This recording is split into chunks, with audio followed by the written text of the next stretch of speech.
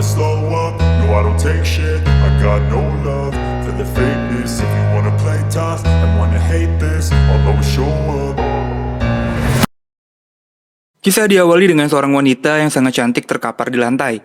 Dengan sedikit ada noda darah, membuat kita bertanya-tanya apa yang terjadi pada wanita ini. Untuk menjawab itu semua, kita pun mundur 3 bulan sebelumnya. Becca dan Ron adalah sepasang suami istri. Mereka baru menikah, jadi nih masih anget-angetnya. Namun, pernikahan mereka diwarnai dengan sebuah masalah. Mereka berdua sudah berusaha sesering mungkin bercocok tanam supaya punya keturunan. Namun, Becca tidak hamil juga. Mereka mulai mempertanyakan tentang kesuburan pasangan mereka. Tapi, Ron sebagai laki-laki menenangkan Becca untuk sabar dan terus berusaha. Mereka berdua punya tetangga bernama Max dan Mindy. Berbeda dari Becca dan Ron, Max dan Mindy ini sangat harmonis. Mereka selalu bermesraan dan memuji satu sama lain. Karena penasaran, Becca pun bertanya apa rahasianya.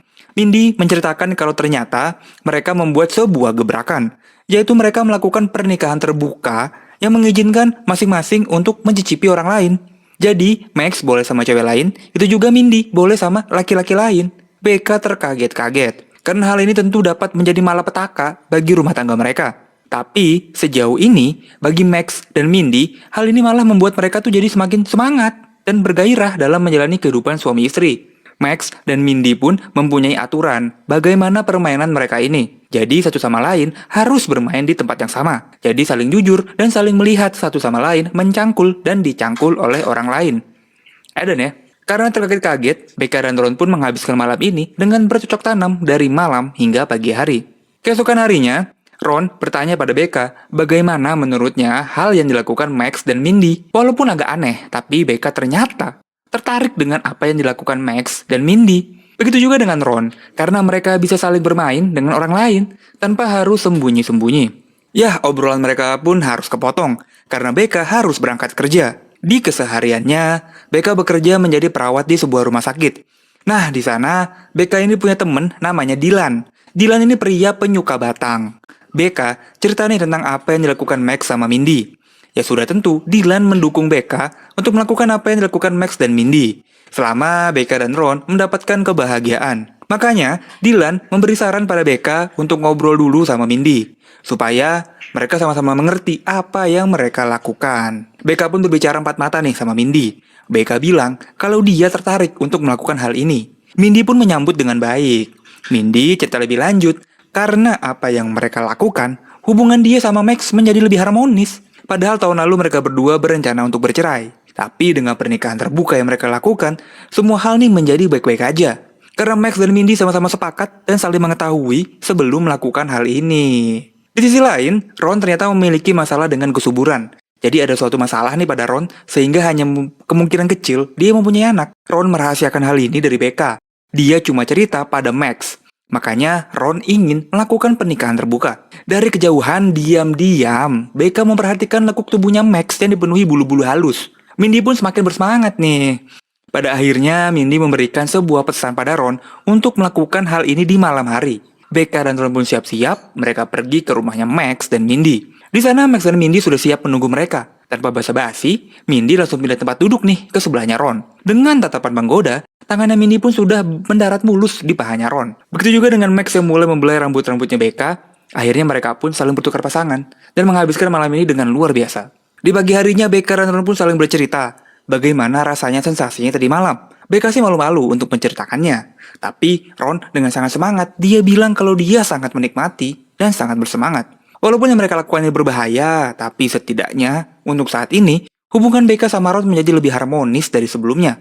Hari-hari selanjutnya semakin indah untuk mereka berdua. Ron makin semangat hidup, berhasil memenangkan tender untuk pekerjaan konstruksi. Lalu Max dan Mindy mengajak mereka untuk masuk ke tahap selanjutnya. Jadi mereka pergi ke sebuah tempat rahasia bernama Caligula. Mereka pun disambut oleh sang penjaga bernama Fulnavia. Sangat nyentrik. Ternyata tempat ini adalah bar rahasia yang berisi para pasangan yang seperti mereka. Bar ini adalah tempat COD para pasangan suami istri yang ingin bertukar. Di sana mereka bisa minum dan langsung eksekusi juga. Baru juga masuk, tapi matanya Ron langsung tertuju pada seorang wanita berbusana merah yang sangat mengerehkan.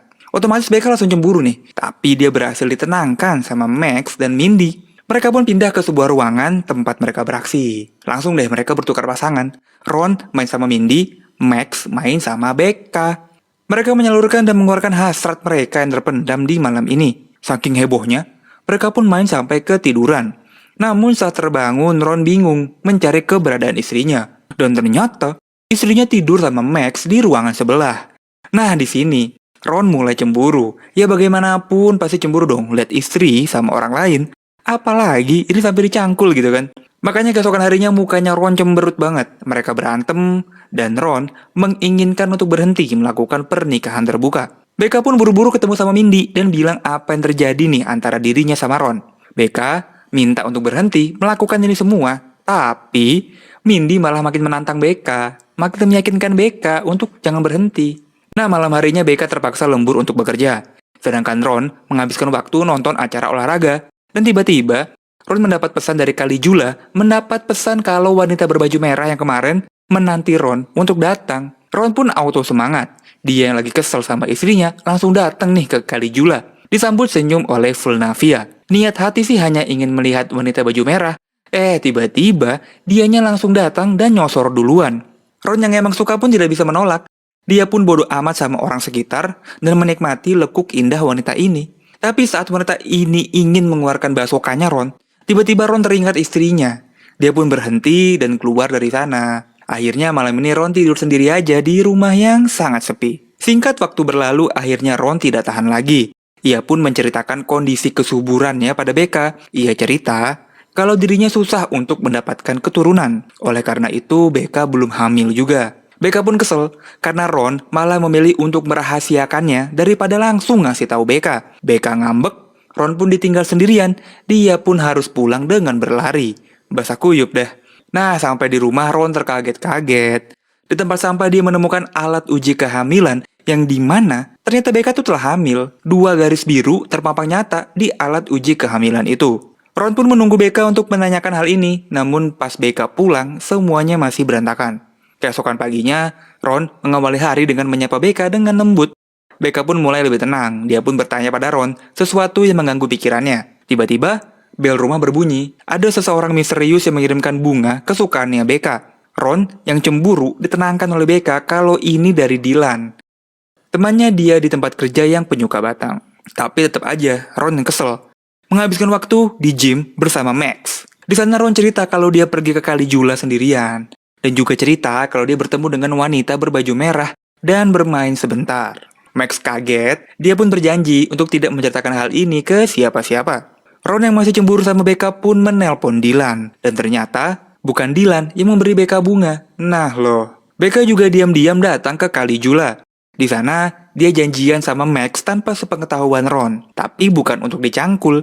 Becca ke sana untuk menjelaskan ke Max kalau mereka nih harus benar-benar berhenti. Kalau dilanjutkan, yang ada hanya membuat hubungan rumah tangga dia sama Ron jadi berantakan. Apalagi sekarang keadaannya Becca nih lagi hamil. Semua tuh jadi runyam dah. Sampai di rumah, Ron langsung menghujani Becca dengan berbagai pertanyaan, terutama tentang kehamilannya. Di sini Becca yakin kalau dia nih hamil sama Ron. Karena selama main sama Max, Becca selalu memakai pelindung. Walaupun sebenarnya Becca juga kurang yakin kalau yang dikandungnya adalah anaknya Ron. Makanya Dylan menyuruh Becca untuk melakukan tes parental. Jadi Becca nih diam-diam mengambil sampel rambutnya Ron yang nanti akan dites DNA-nya. Selain itu Ron menjadi lebih bahagia karena saat ini istrinya itu telah hamil. Di tengah kebahagiaannya, lagi-lagi ada paket misterius yang datang ke rumah mereka. Dan kali ini ada sebuah troli yang dalamnya tuh isi boneka bayi. Becca dan Ron makin terheran-heran apa yang terjadi pada mereka. Ada seseorang yang sedang mengawasi mereka. Semua kebahagiaan ini pun tiba-tiba berubah menjadi malapetaka ketika sebuah pesan muncul di HP mereka semua. Pesan itu berisi foto Ron saat sedang bermain dengan wanita berbaju merah. Tentu aja hal ini ngebuat Becca cemburu banget. Ron diam-diam datang ke Caligula untuk menikmati si wanita berbaju merah itu cuy. Lebih apes lagi, bosnya Ron tahu nih, dia dapat pesan juga yang membuat dirinya tuh dipecat.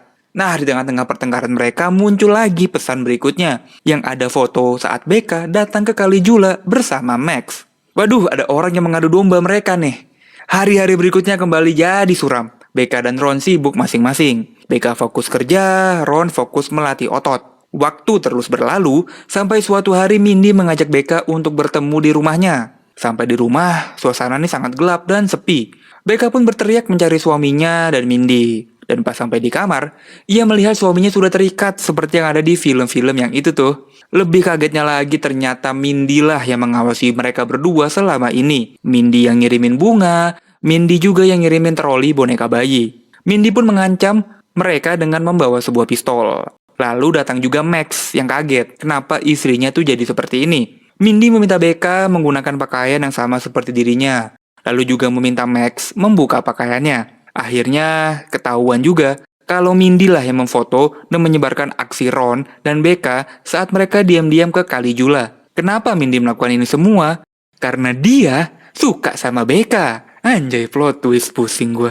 Ya, daripada makin ribut, Becca pun menuruti apa permintaannya Mindy. Makanya mereka melakukan permainan terbuka lagi. Ron sama Max rebahan, lalu Becca dan Mindy berada di atasnya. Namun saat Mindy lengah, Becca menggeprak kepala Mindy dengan jam besi.